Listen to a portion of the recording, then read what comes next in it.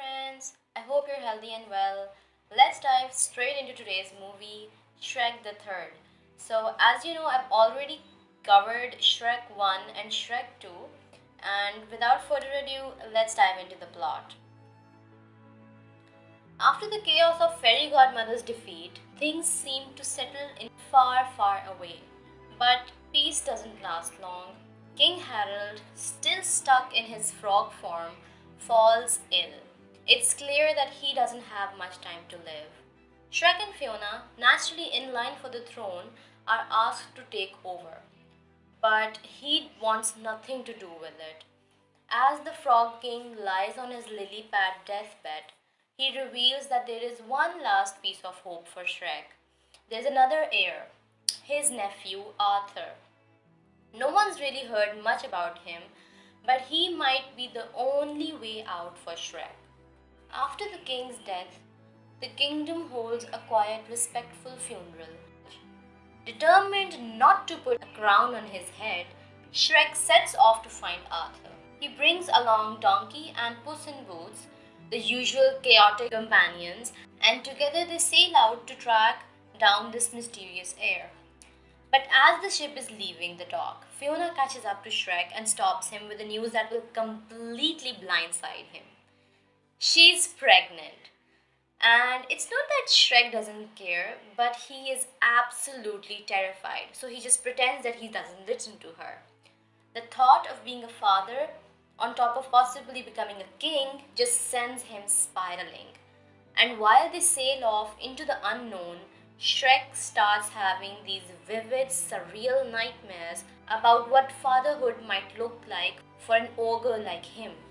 The search for the new king brings them to an unexpected place, the Worcestershire Academy. It's a polished elite boarding school, the kind that tries very hard to look sophisticated, but underneath it all, it's just full of teenage chaos. This is where they find Arthur Pendragon, or Artie as he insists on being called. He's not quite the noble heir they were hoping for. He's just 16, awkward, insecure, and clearly at the bottom of the school's social ladder. He is not admired, he's not respected. At the school's big pep rally in front of everyone, Shrek finally drops the news on him that he's the new next king of far, far away. And for a moment, Artie lights up. He actually stands a little taller, his voice steadies, and suddenly he's not the awkward underdog anymore. He's a king in the making. Fueled by the crowd and a lifetime of pent up frustration and anger, he grabs the mic and lets loose. He calls out every bully who made his life miserable. Not long after, they are back on the ship, sailing towards far, far away, and he is buzzing.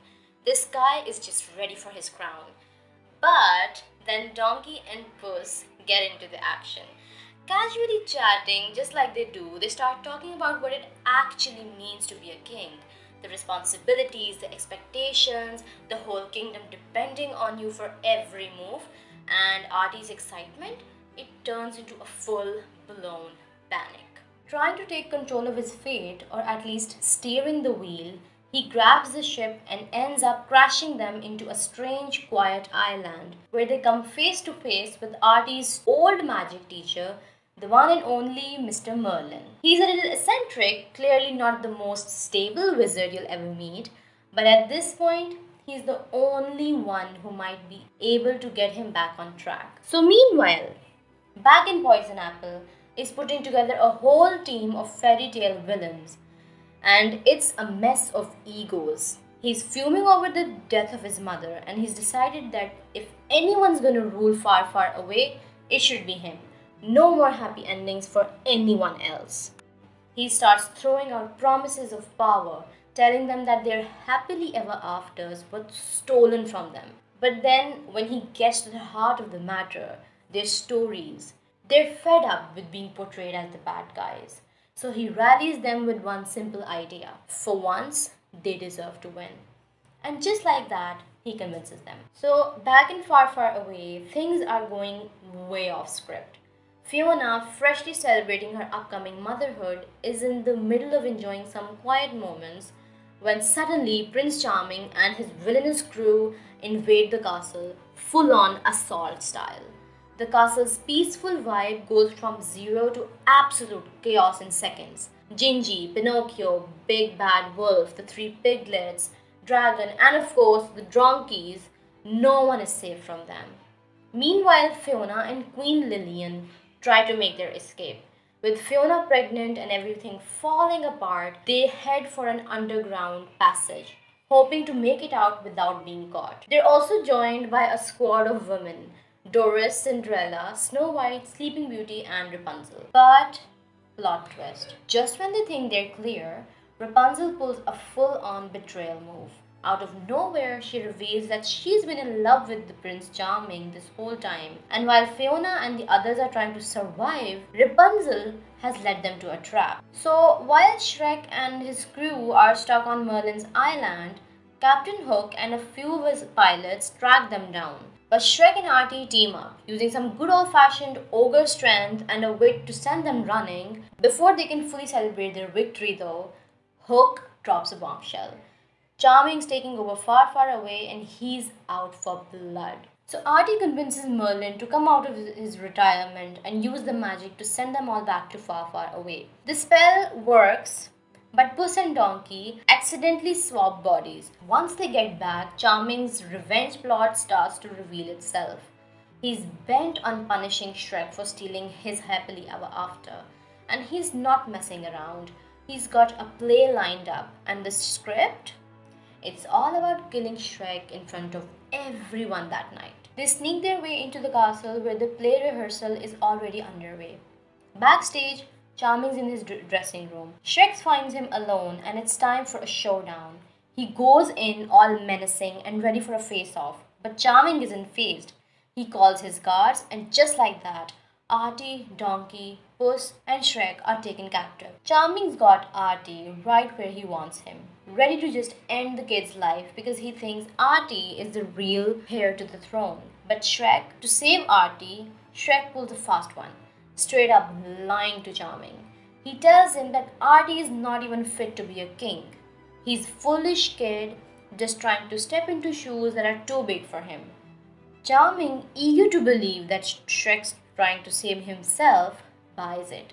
He spares Artie's life and decides that he won't kill him for now. But this moment comes at a price.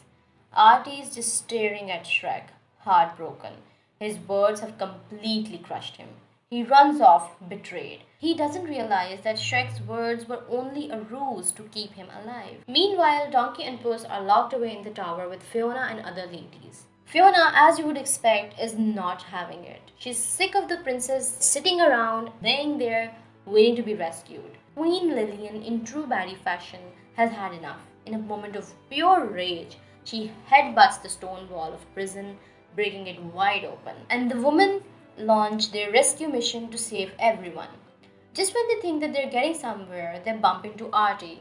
The confrontation is awkward. He's still confused about Shrek's earlier words, and Donkey and Puss have to lay it out for him. Artie is hesitant. He wants to believe them, but after everything that has happened, he is not sure who to trust. So that night, Prince Charming puts on a very dramatic performance while as he rides a horse acting like the hero of the hour, saving Rapunzel. The audience is not impressed.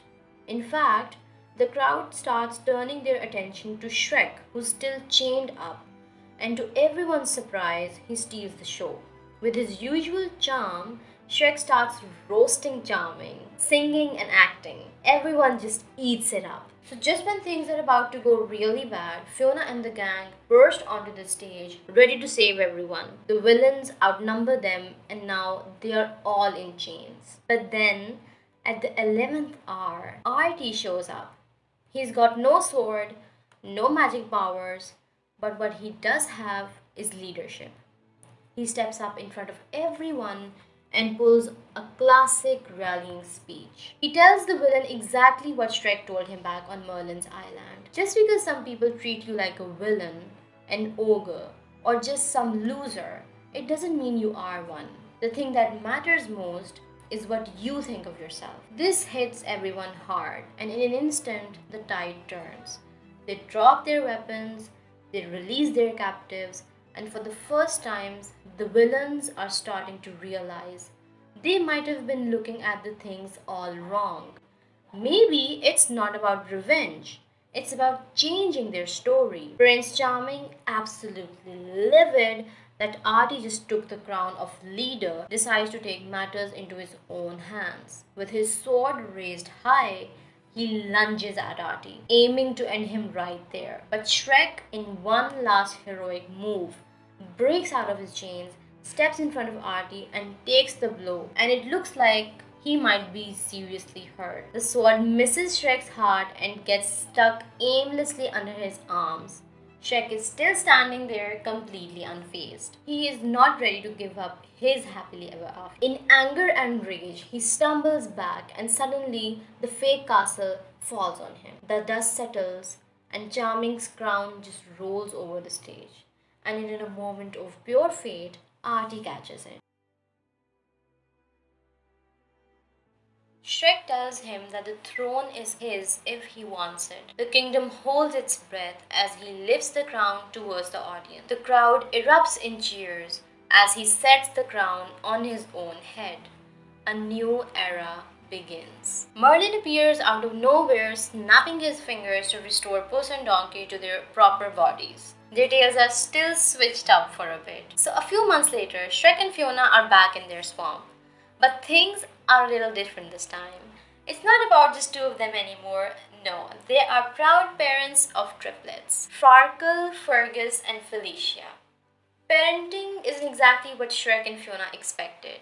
It's messy, it's noisy, and it's a lot more sticky.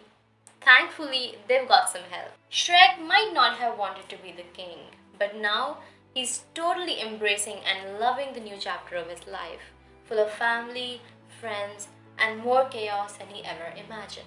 So, that was it for today's movie. I really enjoyed breaking this down for you. If you liked the video, please subscribe and comment your favorite part. I will see you in my next video. Take care and bye.